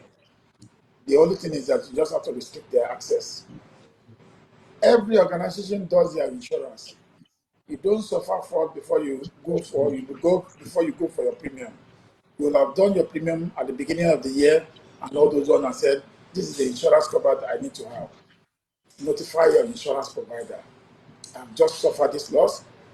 Preliminary investigation shows that so these are things impacted, the money impacted, you need them. Some of the insurance providers may give you a time limit and said, oh, you must report a fraud within 30 days, 30 to 60 days, and all those ones. Don't forget them. Because when you wanted to claim your insurance back, you need to be able to. Lastly, you need to also notify your regulatory authorities too. There's a regulation in Nigeria that if something of such big cybersecurity incident happens, you report to CBN, and in some cases, you report to the National Security Advisor, and all those ones. So you need to also manage your external stakeholders, including your customers. Not communicating at all is even more dangerous. So those are the things we have. Every organization may have a different thing, or the way, the sequence of events, but largely some of those basic things that needs to be contained in it. Key thing is that you need to be prepared for this, and every organization must be prepared for that. Thank you very much. Thank you very much. I just want to thank our audience. We will be rounding up in the next 5 minutes. We will be rounding up in the next 5 minutes. Mr. Chukuma, just your last question before we round up and everybody puts in their final word. I know that your company is undergoing a lot of digital transformation right now. Can you just name one or two safety measures that you're putting in place? Because you are just coming into the space right now and you want to digitalize more. So what are the measures that you're putting in place just to help a lot of fintech that we could have some fintechs in our audience that are just starting out? What measures are you putting in place? Thank you. I think the first measure is we're working with very competent partners, partners who have all the required standards that ensure the right cybersecurity architecture is in place in their own organizations. I mean, one of the hallmarks of doing business digitally is that it requires a lot of integrations, right? So we're only working with organizations who are reputable and who are using the right ISO standards in place. Beyond that, we're also making sure that for where we work with technology providers, we ensure they also do the same thing. And internally, we have made investments in our vulnerability assessments and penetration testing. Is something we do twice a year to make sure that there are no loopholes in our technology infrastructure and structure. So yeah, so those are some of the things we've done, and we're hopeful. I mean, we've thankfully not recorded any incidents of cyber attack. We do not hope to, but we will keep on making the right investments, keep on ensuring we have the right competencies and capabilities within the organization to ensure that our customer information is safe and people we transact business with also can look onto us as a formidable partner and with whom they can trust. Thank you very much. So just to conclude, we know that the threat is real. Yes, it can be prevented. We have to play our part as individuals, and then we have to report. That's something we heard a lot. And there's no foolproof. There's no way we can attain we can't attain a shut door to fraudsters finally in the world, because as we shut the door, they're looking for another avenue. So it means that everybody has a role to play. Just to conclude, we know that the digital space, a lot of technology evolution is coming with AI, with machine learning, with artificial intelligence, and people keep saying that what we should be having is embedded security, where we actually help those customers more than we think, rather than just leaving it as a subjective approach where the customer has to, make sure you check this and check that. But why don't we go beyond that and start finding out the patterns that the customers already have? And then when we see a flag in that pattern, we are the ones locking the door and saying this customer must prove that they are the customer. So that's the way some people are looking at security going forward. But I would like to ask the final question, and then you put in your final words before we close out this webinar. I want to first of all thank Financial Inclusion for making this webinar possible. I also want to thank our speakers for making this webinar a success. We've heard a lot, we've listened, we've understood a lot about the space, and we've understood the importance of safety and security. So the digital bank of the future, what's your recommendation in terms of the outlook of what organizations should be seeing in terms of safety and security? And just give us your final words. I will start with Mr. Salami, then Chukma can close. Thank you.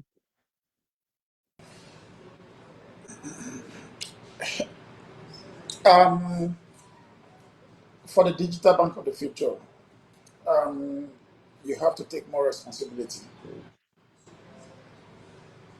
in ensuring that what has been promised to the customers is actually given to the customers. It's not enough to unlock new streams of income or new value chains, but the key thing is the peace and security of mind, peace of mind for the customers. Even if something happens to me, I can know somebody to have my own back. That is very important. So for that digital bank of the future, the cost of that piece, you cannot quantify it, and you have to do more. Or whatever that is humanly possible to make sure that you give that customer peace of mind. If the customer knows you and they know you have their own back, they will surely come back to you. And that should be part of our design. It is not product first, it's actually the customer first in our design. Thank you very much. Thank you very much, Mr. Chukuma. Yeah. I mean, just to borrow relief from what Mr. Adewale has said, I see it as that shared responsibility. We as from the angle of the service providers or the financial institutions, and indeed also as customers. I mean, one reality is that even though we work in financial services industry, we're also customers, right? It's going to be that shared and collaborative mindset where we are proactive, both as individuals or as customers, and proactive at the same time as organizations, leveraging structures put in place by the regulators. The truth is that there's no efficient way to do business in the future outside them leveraging digital technologies. And so it's something that is here to stay. It's something that we must do everything within our means to ensure thrives. It's still very nascent, and indeed is nascent all across the world. So let's not give up. Let's keep on working together collaboratively to improve this this opportunity to scale and efficiently grow our businesses whilst ensuring customer satisfaction and indeed a great deal of customer experience is achieved. Thank you, everyone, and thanks for having me. Thank you very much. I want to thank everyone, including the financial inclusion team, for making this possible. Thank you, Mr. Chukuma. Thank you, Mr. Salami, for joining. This has been an interesting conversation. The financial inclusion team, Mr. Olu, do you have anything to say before we close out? Well, I just want to express the appreciation of the management of Financial Inclusion Africa to Faith. Thank you for doing justice to the questions and the moderation. Mr. Chuks Nwanze, thank you so much for joining us. You've actually done very well. Thank you. We'll be calling on you again very soon also. Mr. Adewale Salami, it's just been like you've been spilling it out. I wish we could take more, but I know the discussion is ongoing. The discussion is not going to end now. It's something that we'll still be talking more now and even in the future. Thank you for sparing long hours. That's good executive time you've given to us, and we really appreciate it. And I'm pretty sure our audience all over the various accounts, LinkedIn, Facebook, and Twitter, I'm pretty sure that they've actually gotten a lot from this discussion, and it's been quite insightful for me. So many things I never knew was going on. I mean, now I'm quite aware on how to protect myself. Thank you very much. On to the next edition of Financial Inclusion Workshop. I remain Ajitumobi Olumayowa. Thank you for being here today. Thank you all have very a much. beautiful day. Thank you. Thank you.